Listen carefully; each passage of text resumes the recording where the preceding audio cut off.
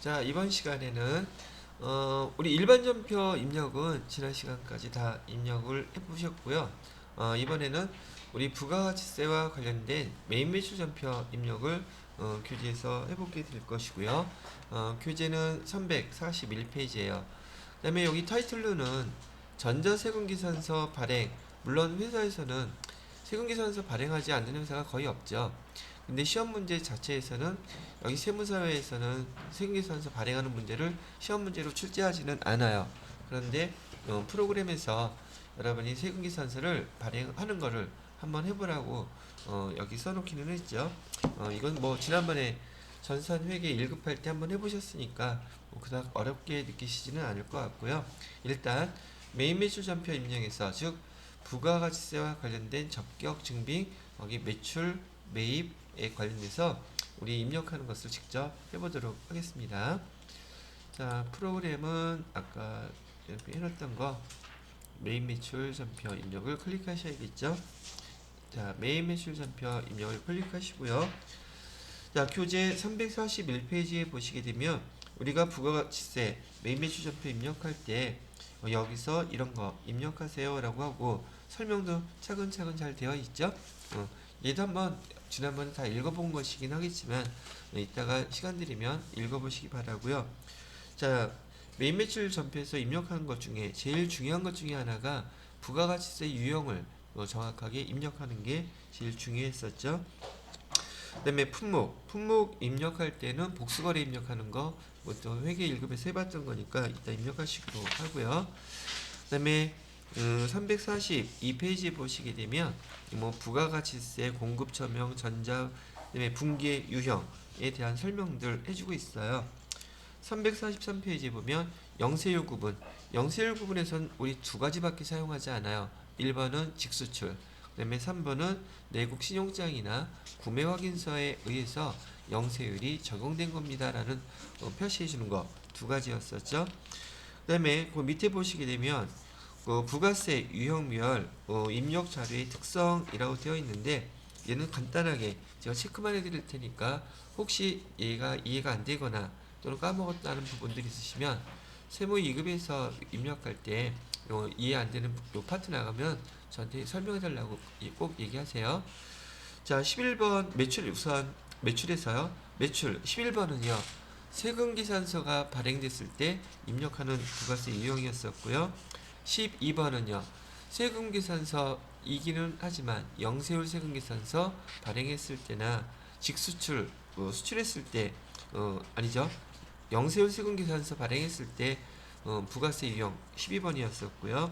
13번은 증빙서류가 계산서였을 때 14번 건별에 해당하는 별표 3개 해놓으시고요. 왜냐하면 얘는 증빙서류가 없는 그 거래에 대해서 매출 거래에 대해서 입력하는 항목이기도 하지만 세무 2급에서는 더 중요한 게 우리가 배웠던 간주 공급이나 간주 저기 뭐죠? 임대료 있죠? 간주 공급, 간주 임대료 할 때 여기 부가세 유형 14번 얘를 갖다가 클릭하시고 메인 매출 전표에서 입력하셔야 되기 때문에 그것 때문에 제가 별표 3개 해놓으라고 말씀드렸어요. 즉 간주 공급과 간주 임대료도 바로 이 메인 매출 전표 입력에서요. 부가세 유형은 건별 해갖고 입력하셔야 된다는 얘기예요. 간주 공급이나 간주 임대료의 공통점은 적격 증빙 서류가 없다는 거예요. 없는데도 부가세 예수금 납부해야 되기 때문에 메인 매출 전표에서 입력할 때 부가세 유형은 여기 14번 건별 입력하시라고 얘기하는 거고요. 그 다음에 16번 수출, 직수출은 아실 거고, 그 다음에 카드 과세, 카드 면세, 카드 영세율 대부분은 17번 아니면 18번 가끔 나올 텐데 얘는 결제를 갖다가 뭘로 받았을 때 우리가 카드로 받았을 때 그때 면세 품목인지 과세 품목인지 그거 구분하시면 된다는 얘기예요. 그 다음에 20번이나 21번은 여러분 해당 사항이 없어서 시험 문제 거의 출제되지 않습니다. 그 다음에 22번 현과나 다음 페이지에 23번의 현면, 현형 이런 증빙서류가 현금 영수증이라고 말이 꼭 나와야지 돼요. 매출을 했는데 현금 받고 뭐 제품을 매출했다 그랬다고 해서 현과 쓰면 안 됩니다. 현금 받고 매출했다 그래도 현금 영수증이라는 용어가 반드시 있어야 돼요. 아니면 적격 증빙을 수취했다. 뭐 아니면은 요건을 뭐 갖다가 충분히 했다. 이런 얘기가 나와야지 현과라든지 그런 거 해당되는 거 쓰는 거지. 현금 매출했다고 현자 들어간 거 이거 쓰시는 거 아니란 얘기예요. 그것도 잘 걸려 넘어지는 항목 중에 하나요. 자, 그다음에 매입 유형에서 중요한 것은 51번. 지금 세무 2급에서는 51번 같은 경우는 우리 주로 원재료를 매입했을 때 세금계산서 받으면 쓰는 부가세 유형이고요. 그다음에 52번은 영세, 여기 영세율 매입 세금계산서 얘기하는 것일 거고요. 53번은 계산서.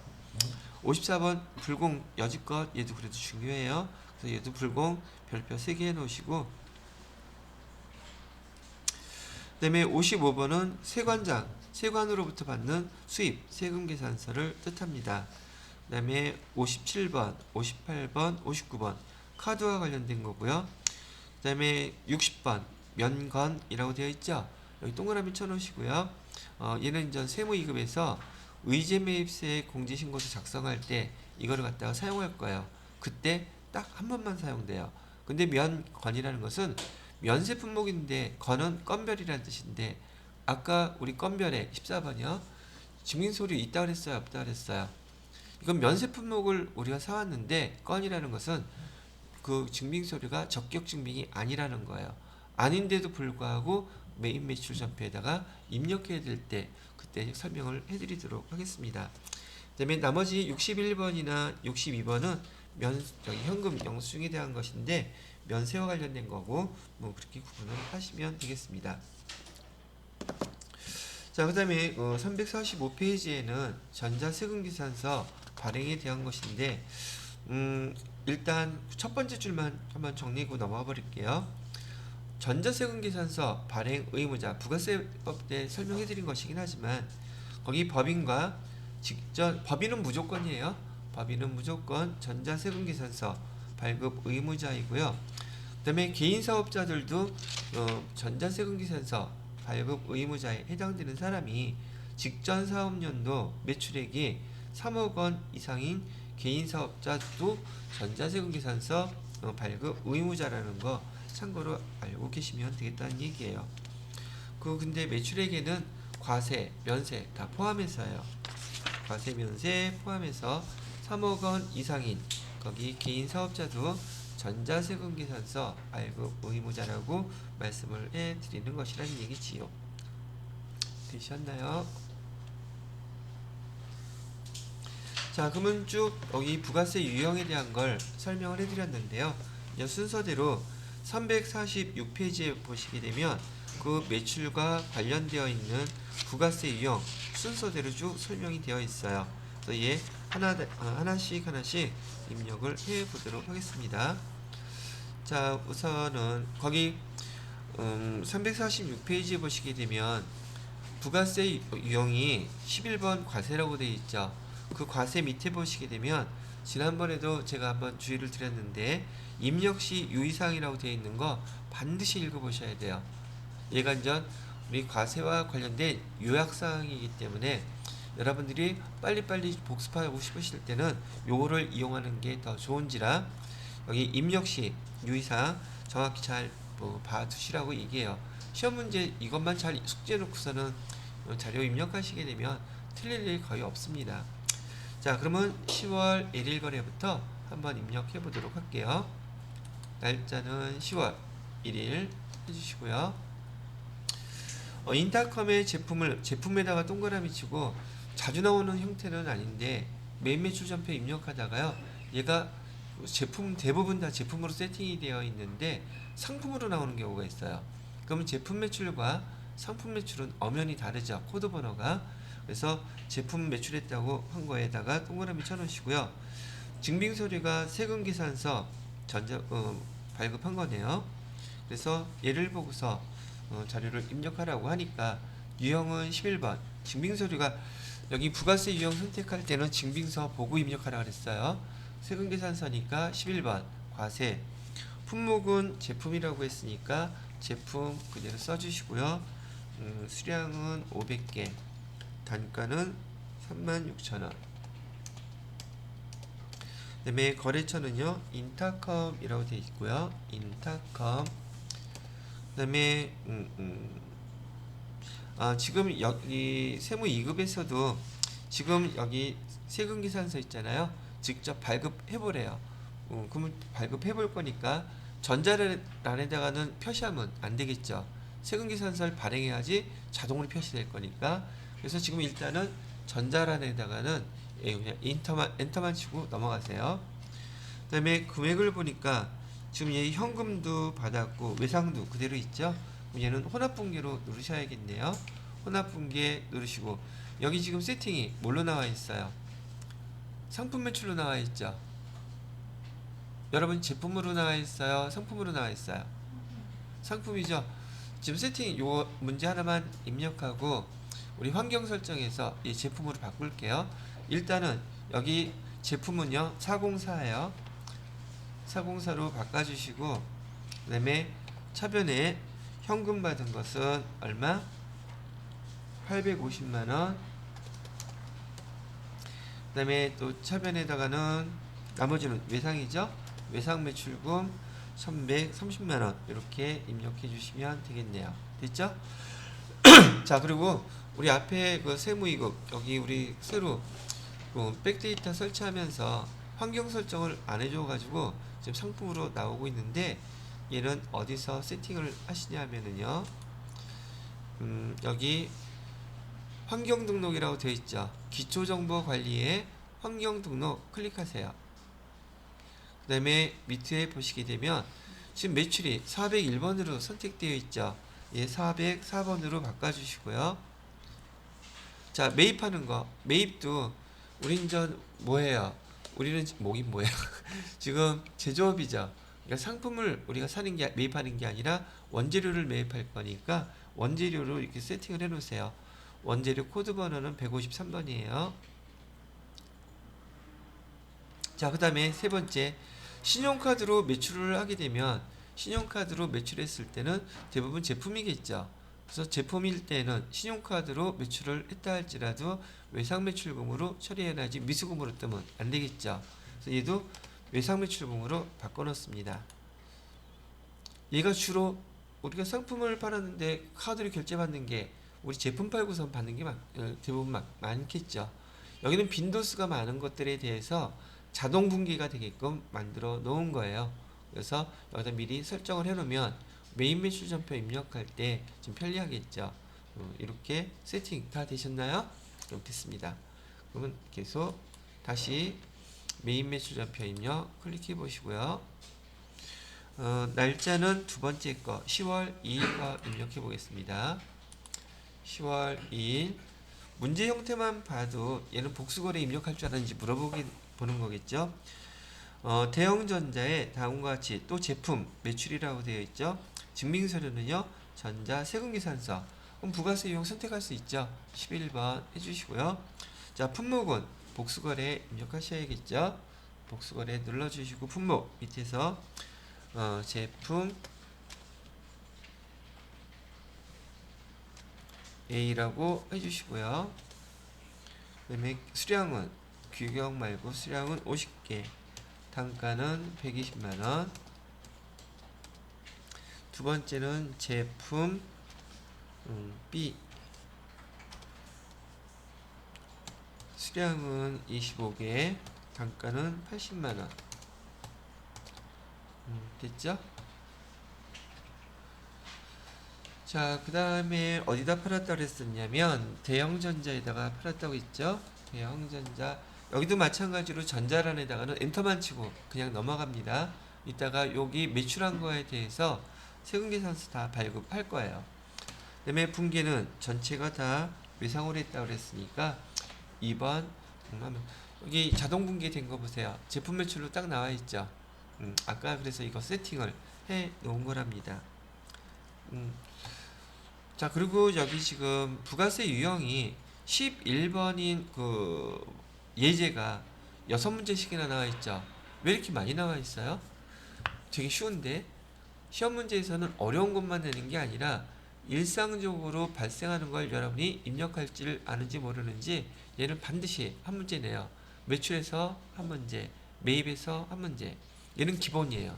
그럼 실기에서도 이 문제는 틀리면 안 되겠죠.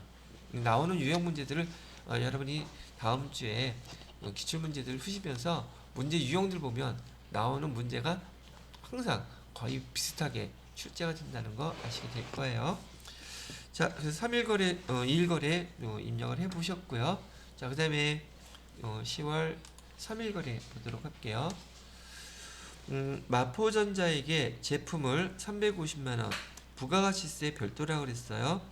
판매하고 그 다음에 전자세금계산서 발급했다 그러니까 얘는 여기까지만 보고서도 부가세 유형은 11번 과세구나 아시게 될 것이고요. 자, 팔았으면 돈을 받아야 되겠죠. 200만원은 마포전자가 대형전자로부터 받을 외상 매출 채권을 양수하였고, 여기 양수에다가 동그라미 치고요. 우리가 갖고 있던 어음을 결제 수단으로 다른 회사한테 주게 되면 배서 양도라고 쓰는데, 이 양수했다는 뜻은 배서 양수, 상대방 거래처가 배서해 갖고 내가 받았다는 뜻이에요. 그럼 나는 또 이 약속어음을 발행한 회사로부터 받을 어음이 생기는 거죠. 그래서 얘도 받을 어음이라고 기록하셔야 되는 거예요. 다만 거래처가 달라지겠죠. 그죠? 자, 이것도 한번 이따 연습하고 보기로 하고요. 나머지는 보통예금에 입금이 됐대요. 자, 그러면 품목부터 제품이라고 했으니까 제품 하시고요. 수량이나 단가는 안 나와 있어요. 공급가액은 350만원이라고 했고, 부가가치세는 35만원. 거래처는 마포전자에게 지금 판매를 했어요. 저기 마포전자. 자, 그 다음에 세금계산서 발급 이따가 할 거니까 엔터 치고 넘어가시고요. 분계는 혼합분계로 해놓으셔야겠죠. 자, 제품을 매출했는데 차변에 지금 200만원 받았는데 200만원은 현금이 아니죠. 어차피 어음 받았어요.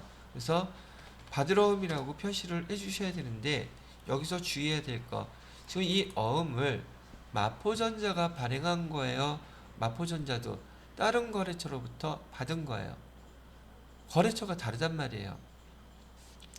여기 어디서 발행했다 그랬어요? 이 거래처 바꿔주는 게 여기 시험 문제예요. 그래서 거래처를 어디로 해준다? 대형전자로 이렇게 바꿔주셔야 돼요. 마포전자에서 어음을 주기는 했지만 마포전자가 발행한 게 아니라 마포전자도 대형전자에서 발행했던 걸 우리한테 지금 결제수단으로 남기는 거란 말이죠. 그래서 거래처가 다른 걸 주의하셔야 돼요. 자, 나머지 금액은 이거 넘어가 버렸어. 여기는 200만원이라고 했고요. 그 다음에 나머지 금액은 지금 외상으로 했다고 보통예금 계정에 입금됐다고 했었죠. 보통예금 계정으로 나머지 금액 185만원이 입금이 되었겠네요. 그럼 여기 거래처가 다르니까 여기 빨간색으로 떠있죠. 그죠? 자, 그 다음에 10월 4일 거래 볼게요.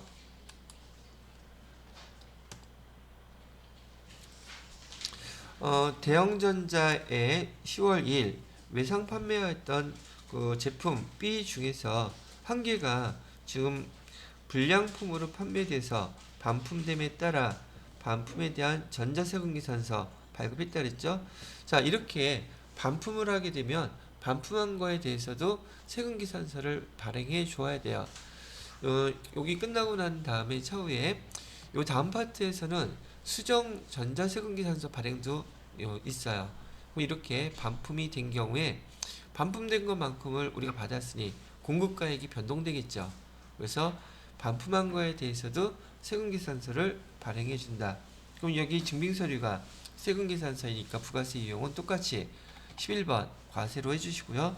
여기다가는 그냥 반품 쓰면 되겠죠. 수량은 몇 개라고 그랬냐면 한 개라고 그랬었고요. 자, 근데 반품을 받았는데 얘는 금액을 빼줘야 되죠. 그래서 수량에다가 마이너스를 치는 게 나을까? 단가에다가 마이너스를 치는 게 나을까? 수량이 반품이니까 빼줘야겠죠. 그러면 단가는 그대로 써주셔야 돼요. 80만원 해주게 되면 여기 공급가액하고 세액이 마이너스로 자동으로 표시가 될 것이고요. 거래처는 대형전자 해주시면 되겠고요. 예수세금계산서 이따 발행할 거니까 엔터 치고, 분기는 그대로 외상 매출금액하고 상계 처리하기로 했었죠. 2번 누르시게 되면 외상 매출금이 차변에서 대변으로 빠지는 게 아니라 똑같은 자리에서 그냥 마이너스 처리죠. 이게 실무에서는 반품 받았을 때 매출하고 똑같이, 다만 마이너스로만 표시를 해서 처리를 하게 된답니다. 자, 이렇게 입력하시게 되면 반품 처리하는 것까지 한번 해보셨고요. 그 다음에 10월 5일에 대한 것은 10분 쉬었다가 계속 연결해서 설명해 드리도록 할게요.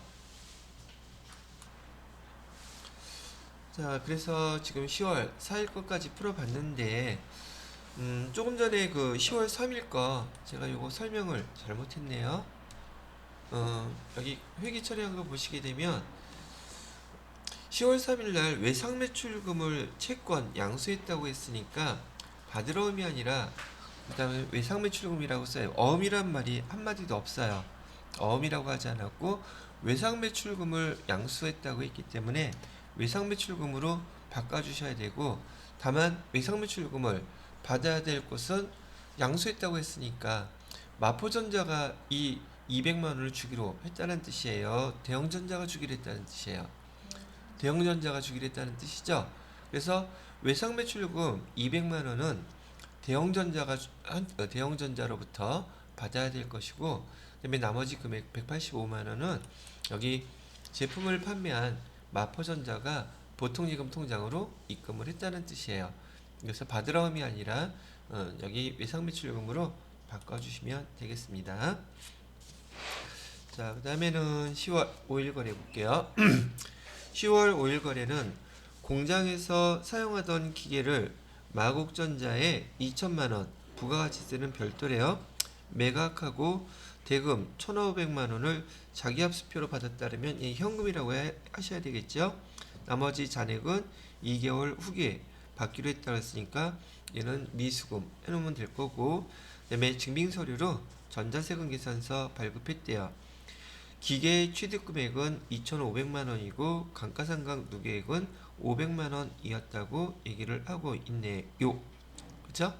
자, 이렇게 유형자산 처분 문제가 나오게 되면 여러분들한테는 제가 어떻게 요거 미리 정리를 해놓으세요 라고 얘기를 했었냐 하면, 여기 기계장치에 대한 취득가액부터 쓰라 그랬었죠. 분기하기 전에 유형자산 처분 문제는 여기 기계장치를 했죠. 기계장치 취득가액이 얼마래요? 2,500만원. 그 다음에 감가 상가 누계액은 500만원이라고 되어 있고요. 이렇게 해놓으면 장부 가액은 얼마가 돼요? 2천만원이죠. 근데 얘를 지금 얼마에 팔고 있어요? 세금계산서의 공급가액은 2천만원이죠. 2천만원에 이렇게 판매하면 유형자산 처분 이익이나 유형자산 처분 손실이 나오겠어요? 안 나오겠어요? 안 나오죠? 그래서 우리가 여기 2천만원 중에서 1,500만원을 먼저 받았다고 얘기를 하고 있죠. 그죠? 그러면 1,500만원을 받았다면 지금 500만원만 더 받으면 되는 걸까요? 부가세도 생각해야 될까요? 지금 우리가 이론 배울 때에는 이렇게만 설명해 드렸지만, 지금은 2천만원에 팔았다고 하고 플러스 지금 여기에 뭐가 붙어요? 200만원. 유형자산 처분이익이나 유형자산 처분 손실은 부가가치세를 뺀 이 금액 두 개를 갖고 비교하시는 거고요. 그 다음에 우리가 받아야 될 돈은 얘 두 개 합친 금액에서 그 1,500만원 받았으니 나머지 700만원을 더 받아야 되겠죠. 그 부가세 빼먹으면 안 된단 말이에요. 그 금액이 미수금이 되더란 얘기예요. 그 다음에 회계 처리할 때 제가 어떤 순서로 하라고 말씀을 드렸었냐면, 자, 첫 번째, 기계정치제를 지금 파는 거죠. 그럼 유형자산은 당연히 감소하겠죠. 그래서 무조건 1번은 대변에다가 뭐부터 쓰라고요? 얘가 1번이에요. 기계장치 얼마? 2,500만원. 그 다음에 차변에다가는 기계장치가 없어지는 판에 이 기계장치를 갖다가 감가상각했던 감가상각 누계액도 정산을 해서 없애버려야 되죠. 그럼 얘는 대변이자기 자리라고 얘기해 드렸어요. 그래서 얘는 차변으로 없애주는 거죠. 차변으로 얼마? 감가상각 누계액 500만원 이렇게 해서 없애주시고요. 밑에 있는 이 장부가액은 쓸 필요가 있어요? 없어요? 없죠? 왜? 기계장치하고 이 감가상각 누계 기록하니까 그 차액은 자동으로 반영이 된 거란 얘기죠. 그다음에 우리가 받아야 될 돈 중에서 1,500만원은 자기합수표로 받았다면서요. 그러면 여기 현금으로 얼마? 1,500만원 이렇게 써주시면 되겠고요. 그리고 여기 기계장치 저기 현금 받은 거하고 나머지 금액은 얼마를 더 받아야 된다 그랬어요? 700만원이죠. 얘는 미수금 700만원 이렇게 해 주셔야 되는데, 여러분이 여기 공급가액과 세액을 입력하시게 되면 대변에 부가세 얘는 자동으로 표시가 되죠. 그죠? 그래서 대변에 부가세 예수금이 얼마가 나와 있겠어요? 부가세 예수금은 여러분이 입력하지 않더라도 위에서 공급가액 세액 입력하면 부가세 예수금 200만원은 자동으로 이렇게 떠 있을 거란 말이죠. 그죠? 그러면 얘는 우리가 이론으로 배웠을 때 하고 좀 다른 게 부가세 때문에 요 회계 처리하면서 헷갈릴 수 있단 말이에요. 다시 한번, 유형자산 처분 이익이나 처분 손실은 여기 두 가지 공급가액만 갖고 비교하시는 거예요. 그다음에 돈 받아야 될 것은 요것까지 포함해서 여기 700만원 받을 게 있다고 표시하셔야 되고, 대변의 부가세 예수금은 우리가 위에서 공급가액하고 부가세 입력한 거 자동으로 오게 되니까, 그래서 차변과 대변의 합계 금액을 일치시키면 되신다는 얘기예요. 해드렸죠? 또 자, 분기할 때 얘 1번, 얘 2번, 우리가 받아야 될 돈 요거 합쳐서 얘 3번. 근데 유형자산 처분 이익이나 처분 손실은 발생하지 않으니까 지금 아무것도 해당되는 거 없었죠? 이렇게 분기 처리해 주시면 돼요. 자, 그래서 부가세 유형은 지금 우리 뭐죠? 기계장치를 매각하는 거니까 세금계산서 여기 발행할 거라고 발급했다고 했었고요. 그다음에 여기다가는 뭐라고 쓰냐면 기계장치라고 쓰면 되겠죠? 기계장치 수량은 없고요. 금액은 2천만원. 그다음에 마곡전자에다가 팔았다네요. 마곡전자. 그다음에 분기는 혼합 분기를 해주셔야 되고, 밑에 보면 전 제품을 파는 게 아니라 뭘 파는 거예요? 취득가액 써야죠. 기계장치 된 거. 기계장치 취득가액은 2,500만원. 보시면 여기 봐요. 부가세 예수금 써와 있죠. 그다음에 이 대가를 우리 받아야지 돼요.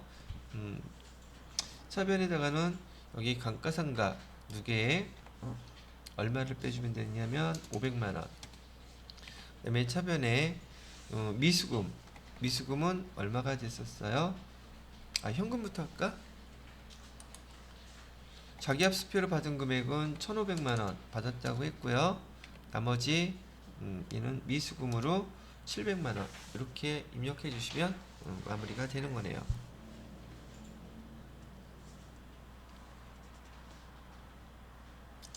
자, 그 다음에 10월 6일 거래를 보시게 되면 여기까지 해서 됐고요.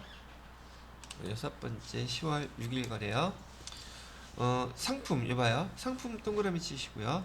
상품 포장 시 발행한 폐지를 금일자로 대일 재활용에 처분하고 현금 330만원 부가가치세 포함해서 받은 후 전자세금계산서 발급했다고 얘기하고 있네요.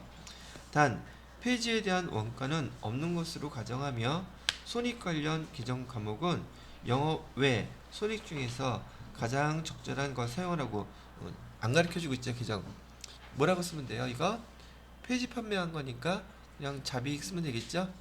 이렇게 쓰시면 된다는 얘기고, 거래처 이제 신규 거래처 우리 전산회계 1급 때 많이 해봤는데 여기서 다시 한번 신규 거래처 등록해 주세요 나와 있죠. 자, 전자세금계산서 발급했다니까 11번 과세 쓰시면 되겠고요. 여기 폐지. 자, 공급가액 여기는 지금 공급대가로 알려주고 있죠. 그죠? 이 부가가 요건 이제 태클 걸려 넘어지지 않도록 주의하셔야 돼요. 부가세 별도인지 부가세 포함인지. 그럼 공급가액은 얼마란 뜻이에요? 300만 원이란 뜻이죠. 부가세 30만 원. 그다음에 대일 재활용은 F2 눌렀다 F3 바로 눌러버리고 코드 번호는 1200번으로 해달라고 되어 있고요. 거래처명은 주 대일 재활용 라고 쓰시면 되겠고요. 그 다음에 메인 매출에 대한 거 나와 있나? 없죠? 메인 매출 어떤 걸 표시하라는 거 없으면 우리 뭐 사용하기로 했었죠? 동시 사용하는 거예요. 거래처 유형은 동시. 사업자 등록번호는 12081485549. 주민등록번호는 없고 대표자 성명은 안환경 쓰면 되겠죠. 자, 그리고 확인 눌러주시면 거래처 등록하는 거 다시 한번 복습해 보셨고요. 얘도 이따 세금계산서 발행할 거니까 통과. 자, 분계는 혼합 분계를 누르시고요. 제품 매출이 아니라 뭐라고 쓰시면 되오시옵니까? 돈 받았나? 현금 받았대네요. 그럼 여기는 F2 눌러서 잡이익 이렇게 쓰시면 되겠고요. 그 다음에 현금으로 다 받았다 그랬죠? 현금에서 330만원. 예, 이렇게 처리해 주시면 마무리가 되겠네요.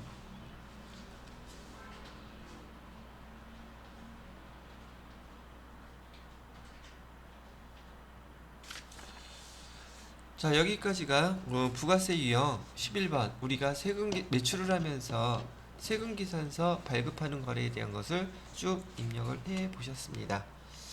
자, 그 다음에는 이번에는 부가세 유형이 영세인 거, 즉 영세율 세금계산서가 증빙서류가 되는 것을 말합니다. 날짜는 10월 7일로 보시면 되겠고요. 수출업체인 마포전자에게 내국신용장에 의하여 공급가액 1000만원 판매하고 전자세금계산서 발급했다고 하네요. 자, 판매한 1000만원에 대해서 판매대금 700만원은 어음을 받았다고 했으니까 받으러 써주시면 되겠고 나머지는 외상매출금 쓰면 되겠죠. 자, 그러면 부가세 유형은 뭘로 선택한다? 여기 영세율 세금 계산서가 됐죠. 그러면 12번 품목은 여기 이 제품이라고 그랬어요. 제품. 그다음에 공급가액은 1000만원. 거래처는 마포전자.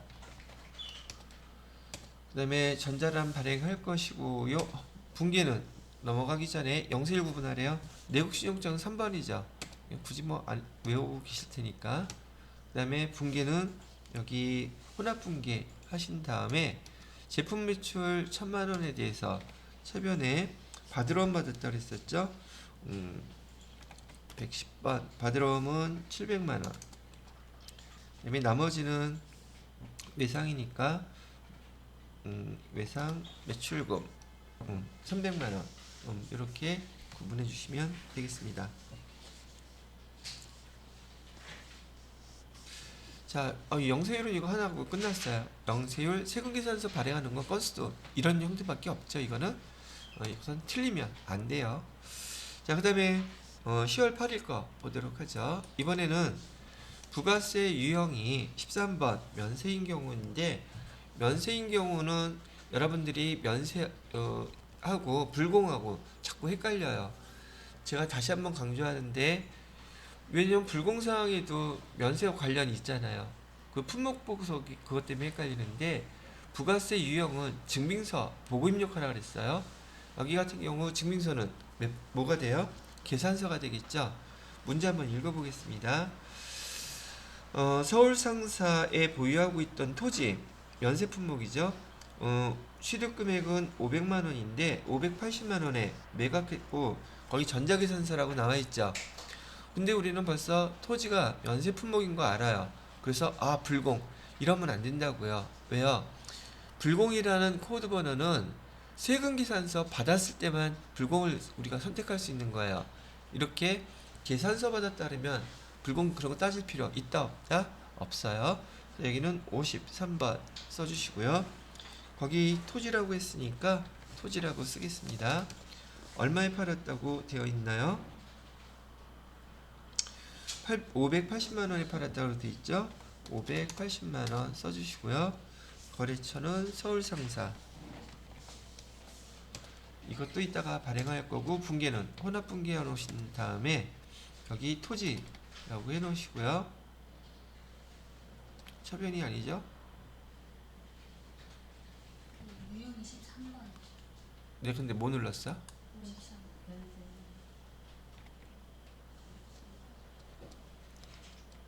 거봐, 지은 씨가 빠지니까 수업이 됐겠어 안 됐겠어? 대변에다가 토지 써주시고, 처변에다가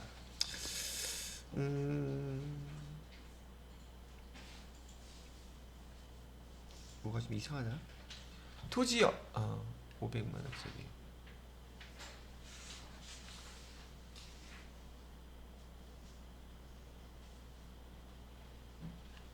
토지 판매한 것은 500만 원짜리를 판매했을 것이고,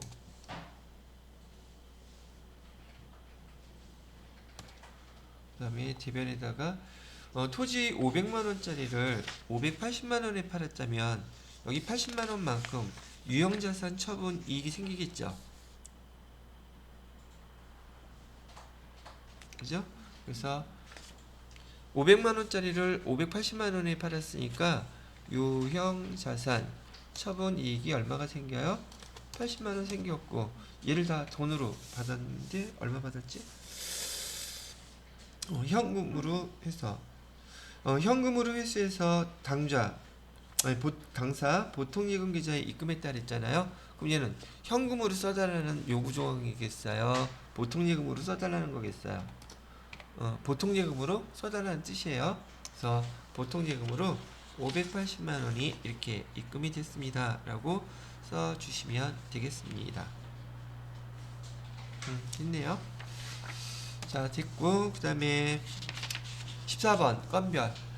여기 세무 2급에서 건별 문제가 좀 중요한지라 여러분들한테 일단 별표 한 2개 정도만 해놓으라고 해놓을게요. 중요한 것은 거기 간주공급이라는 거에다가 입력시 유의사항이 있죠. 입력시 유의사항에다가 간주공급 뭐 하나 더 쓴다면 간주임대료까지요. 간주임대료도 여기 14번 건별로 입력을 해주셔야지 돼요. 자, 문제 읽어보도록 할게요. 날짜는 9일로 해주시고요. 비사업자인 최준열 씨에게 노트북 컴퓨터 한 대를 판매하고 현금 46만 2천원, 부가가치세 포함한 공급대까지요 수취했답니다. 현금 영수증을 발행하지 않았다고 되어 있죠. 그죠? 그럼 여기 적격증빙이 있는 거예요? 없는 거예요? 없는 거예요. 근데 이 사업자는 양심이 투철한지라 부가세 내겠다는 얘기죠. 그럴 때 증빙서류가 없음에도 불구하고 얘를 갖다가 기록하는, 등록해서 부가세 납부하려고 하는 것을 부가세 유형 14번 건별로 선택을 하게 된다는 얘기예요. 그래서 여기 노트북이라고 쓰면 되겠고요. 공급가액란에다가 공급대가 그냥 입력해도 되죠? 그럼 지가 알아서 나눠질 것이니까 46만 2천원 엔터 띵 치면 42만원으로 나눠졌고요. 거래처는 최준열씨. 없네. 거래처 코드 입력은 생략하라고 되어 있죠. 최준열씨 없기도 하고요. 그러면 공급처명에다가 최준열 이렇게 써주시면 되겠고, 자 붕괴는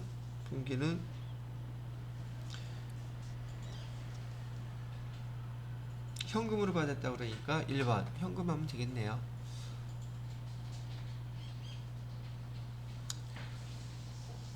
자, 그래서 붕괴 유형 1번 현금으로 받은 걸로 해서 표시가 다 됐죠.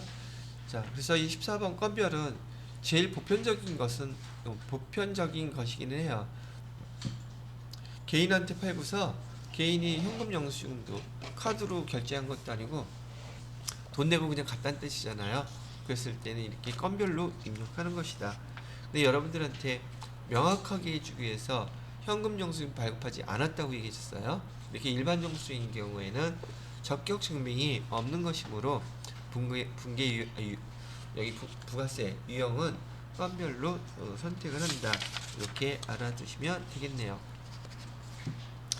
자, 그 다음에는 16번 거래 보도록 하죠. 16번 348페이지 16번의 날짜는 10월 10일 거래죠. 10월 10일 날짜 볼게요. 일렉트릭사의 제품 $10,000 직수출 얘가 바로 증빙서류예요. 그래서 부가세 이용은 16번 수출로 선택을 하시란 얘기고요. 그 다음에 제품을 팔았다고 했으니 제품 써주시면 되겠고요. 여기는 달러로 $10,000라고 했는데 일렉트릭사의 거래은행에서 발행한 수출 신용장 수취하고 10월 3일 수출 신고했대요. 그 다음에 선화증권상에 선적일에 동그라미 치시고요. 지금 거래가 달러이기 때문에 우리는 지금 원화 금액으로 표시해야 되는데 달러에다가 지금 원화 환율을 갖다가 적용해야 된단 말이죠. 근데 이 환율을 적용하는데 10월 3일날 환율을 적용해야 되겠습니까? 10월 10일날 환율을 적용해야 되겠습니까? 이게 문제인 거잖아요. 이건 선적일날 환율을 적용한다 그랬어요. 먼저 돈이 입금되지 않았으면은 선적일날에 환율을 입력합니다. 자, 근데 여기 화면 잠깐 보세요. 그러면 $10,000 곱하기 계산기로 1,100원 하면 되는데 귀찮아. 그럼 어떻게 하면 돼요? 여기 보세요. 여기다가 $10,000 여기다가 1,100원 입력하면 금액 나오죠. 그리고 언제 그런 일이 있었냐는 듯 싹 없애버리면 금액이 결정돼 있죠.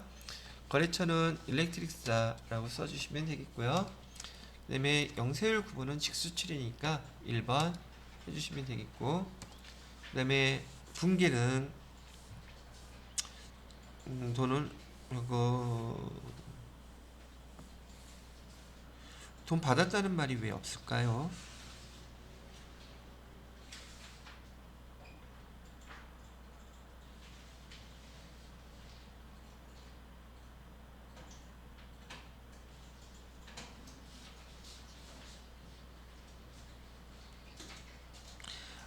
이 문제 밑에 나와 있네. 지금 우리가 여기 그 붕괴를 누르게 되면 그냥 우리 제품 매출로 나오겠죠. 지금 제품 위로 해놨으니까. 근데 문제에서 매출은 420번 수출 매출 성격은 1로 매출 채권은 127번 외와 외상 매출금 성격 3번 계정으로 등록해서 회계 처리하라 그러죠. 그럼 우리는 지금 뭐 등록해줘야 되겠어요? 계정을 등록해줘야 되죠. 예, 또 주책맞게 갑자기. 그러면 우리 뭐 모르는 거 아니죠? 계정 과목 및 적여 등록 클릭하셔서요. 420번 매출 눌러가지고 420번에 보시게 되면 사용자 설정 계정 과목이라고 되어 있죠. 여기다가 문제에서 주어진 대로 수출 매출 해주시고요. 성격은 1번의 매출 계정. 지난번에 말씀해드렸던 거 기억나시나요? 400번대 코드 번호들은 매출이에요. 우리 손익계산서에 매출액에 해당되는 계정들이라는 거 참고로 알아두시면 되겠습니다. 자, 그러면 420번은 등록했고요. 그 다음에 매출 채권은 몇 번으로 해달래요? 127번으로 해달라 그러죠? 그럼 매출 채권에서 127번 얘도 선택해가지고 외화 외상 매출금 해도 되고 성격은 3번에 일반 이렇게 등록해달래요. 예, 우리 말 잘 들었으니까 이렇게 했습니다. 됐죠?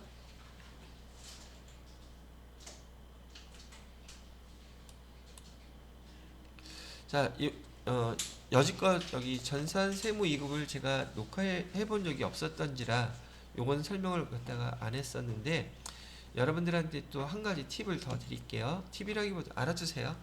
아까 우리가 메인 매출 전표 입력할 때 여기 환경 등록 아까 잠깐 했었죠.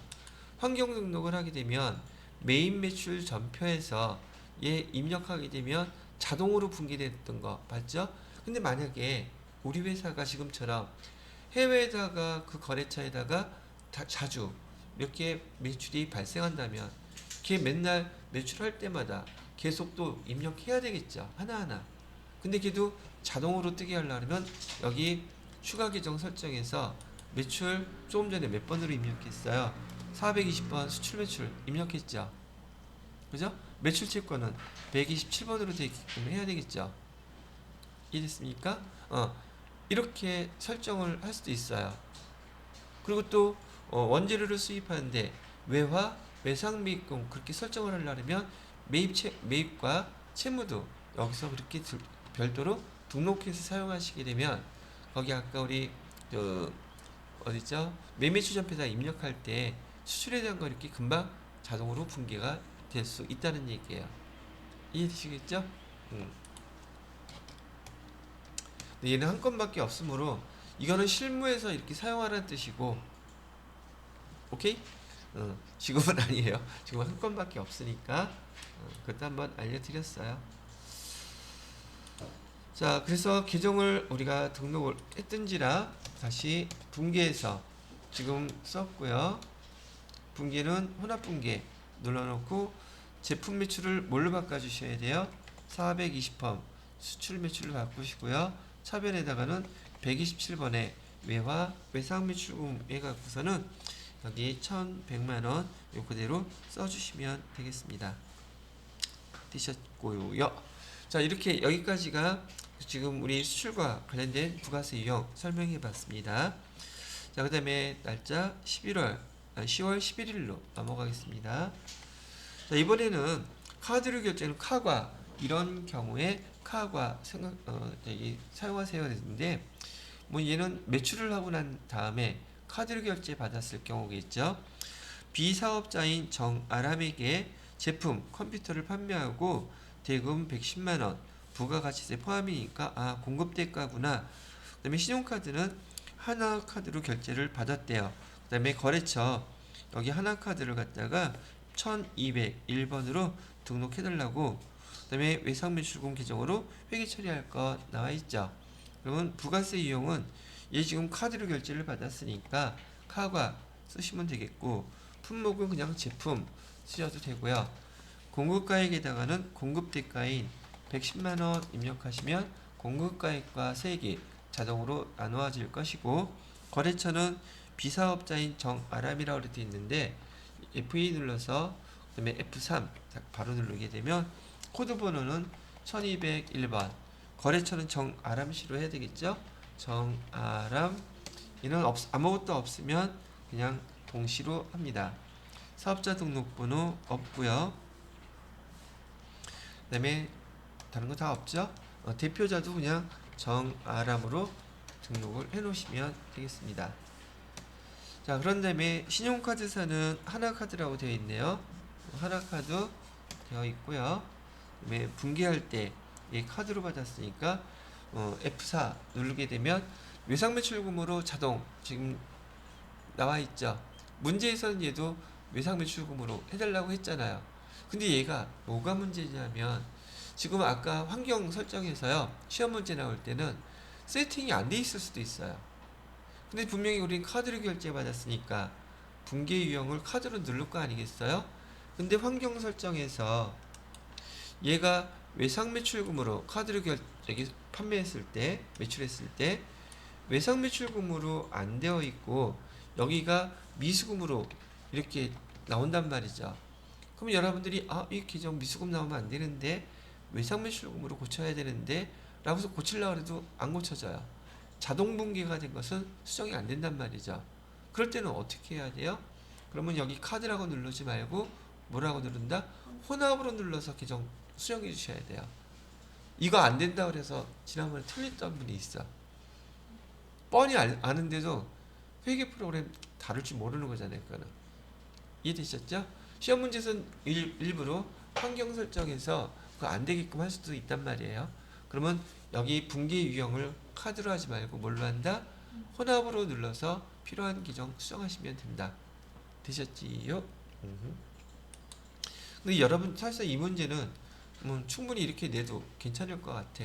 왜냐하면 지금 여기서 입력하는 건 우리가 배웠던 회계 이론도 있지만 저기 뭐죠? 회계 이론뿐만이 아니라 회계 프로그램을 다루는 것도 배우는 거잖아요. 그죠? 자, 그렇게 해서 10월 11일 것도 한번 입력을 해봤고요. 그 다음에 이번에는 10월 12일 거 해보도록 할게요. 10월 12일 똑같이 비사업자인 정아람에게 제품 판매하고 공급 대가 55만원 현금으로 받고 현금 영수증이라고 이렇게 딱 나와야 돼요. 그래서 여기 부가세 유형은 현과로 해주면 되시겠죠? 현과 해주시고 똑같이 그냥 제품이라고 쓸게요. 그 다음에 공급가액란에다가는 공급대가, 그 다음에 정아람 아까 입력했으니까 정아람 분기는 현금 받았대요. 제품 매출을 했고요. 그럼 얘는 간단하게 끝났죠. 자, 그래서 여기까지 여러분이 매출과 관련된 자료들 한번 쭉 입력을 해보셨어요. 총 12가지 예제를 해봤고요. 349페이지부터 지금 우리가 입력한 사항들에 대해서 쭉 설명이 나와 있는 걸 보실 수 있으실 거예요. 그죠? 자, 그런 다음에 여기 다 마무리를 지어야 할 테니까요. 353페이지에 보시게 되면 지금 전자세금기산서 우리 계속 전자란에다가 엔터 치고 넘어갔었죠. 그죠? 그래서 지금 10월 달에 우리가 지금 입력한 전자세금기산서를 우리 시험 문제로서는 나오지 않지만 여기 세무사회에서는 시험 문제 나오지 않아요. 세금계산서 발행하라고. 근데 이 프로그램을 배우시는 분들이 지금 이 프로그램을 회사에 갔는데 사용한다면 세금계산서 발행하는 것도 한번 해보셔야겠죠. 자, 그래서 세금계산서를 발급해 보도록 하겠습니다. 여기 전표 입력 바로 밑에 보시게 되면 전자세금계산서 발행이라고 되어 있어요. 클릭해 보시고요. 그 다음에 우리는 10월 1일부터 지금 자료를 입력했단 말이죠. 10월 31일까지 거래처는 몽땅 다 엔터 치시면 돼요. 그러면 여기 오른쪽에 보시게 되면 발행 상태가 다 미발행으로 나와 있죠. 여러분들이 지난번에 FAT 1급 9때 했다고 해서 이거하고 헷갈릴 일은 별로 없을 거라고 보여요.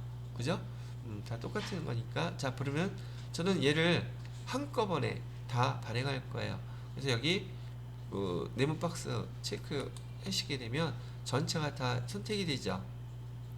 되셨나요? 다 선택을 해놓는데 지금 여기 가만히 봐요. 과세는 물론 세금계산서 다 발행해야 되겠고, 영세는 영세율 세금계산서 발행해야 되고, 면세는 전자계산서로 발행해야 되죠. 지가 다 알아서 발행할 거예요. 자, 그런 다음에 여기 위에 보시게 되면 F3 전제 발행 돼 있죠. 전자 발행 클릭해 보세요. 자, 그러면은 발행할 거에 대해서 지금 여기 쭉 여기 체크 되어 있는 거 보이시나요? 여기 체크가 안 됐지?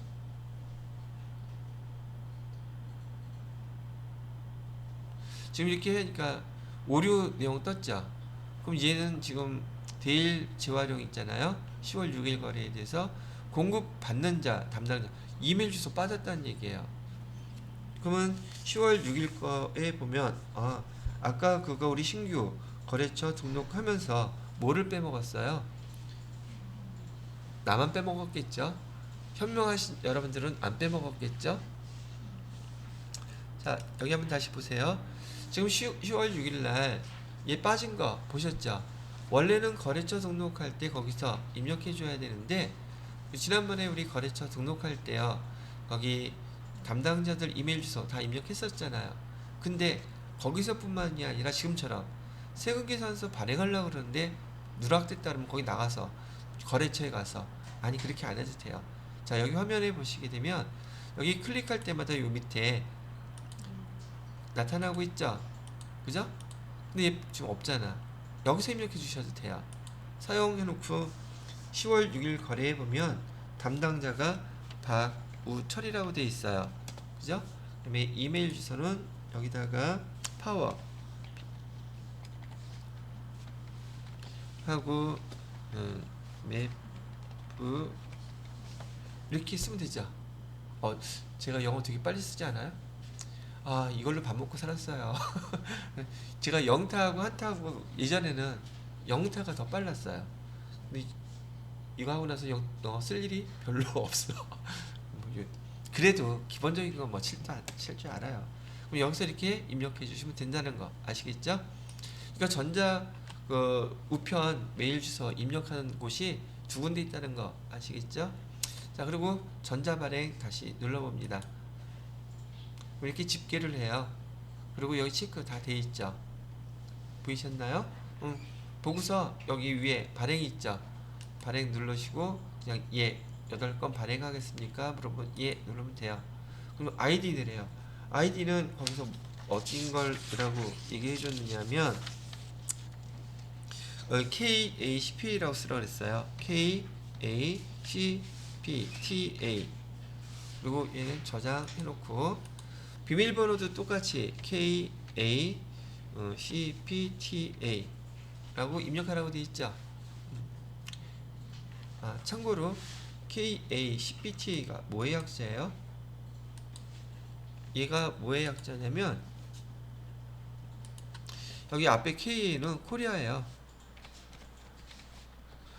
한국 그다음에 여기 CPT는요. certified라면 인정된 이런 뜻이에요. 우리 보통 여기 지금 세무사회 거잖아요. 여기 공인된, 인증된 이런 뜻이고요. 그다음에 P는 public, 대중적으로 인증된. 그다음에 T는요, tax. 그다음에 A는 accountant. 즉, 한국 공인 세무사라는 뜻인데요. 보통 우리는 공인회계사는 CPA라고 부르죠. 공인세무사들은 CPTA라고 불러요. 약자로. 공인회계사는 CPA, 텍스가 빠져 있고요. 세무사들은 CPTA라고 부른다고. 그래서 그거를 갖다가 지금 써놓은 거예요. 아이디로. 됐나요? 됐습니다. 그러면 이제 확인 눌러보세요. 그리고 여기 인증사항 따질 거 없이 그냥 엔터 치면은 여기 8건 중 전자세금계산 발행합니다. 찍 알아서 지가 결정한단 말이죠. 근데 그러면 여기 다 발급됐다고 밑에 나타나 있죠. 지난번에 공인회계사회 세금계산서 발행하는 거 하고 이하고 지금 얘는 지금 뭔가 단촐하죠. 간단하고 그다음에 공인회계사 거는 좀 어땠어요? 좀 화려하죠. 어떤 게 보기 좋아요? 이건 뭐 사람마다 다르겠죠. 세금계산서 발행해보니까 어려워요? 자, 이렇게 발행운전 하셨으면 뭐 해야지 돼요? 여기 발행됐다고 다 승인번호까지 떨어졌네요. 그러면 아까 우리 메인 매출 전표에서 입력했던 것들 10월달 거 한번 조회를 해보세요. 10월달 거 조회를 해보게 되면 여기 전자란에다가 여자가 쭉 다 표시가 되어 있죠. 그죠? 이렇게 표시가 자동으로 되게끔 되어 있는 프로그램입니다. 라고 설명해 드리는 거예요. 자, 그러면 여기까지 해서 설명은 356페이지까지 제가 실제로 다 보여드린 것이 됐고요. 자, 그 다음에 바로 이어서 하면 또 난리칠 것 같으니까 잠깐 복습할 시간 또 드릴게요. 357페이지에 보시게 되면 메인 매출 전표 입력에 대한 여기 사항이 있죠. 좀 이따 이어서 하도록 하겠습니다.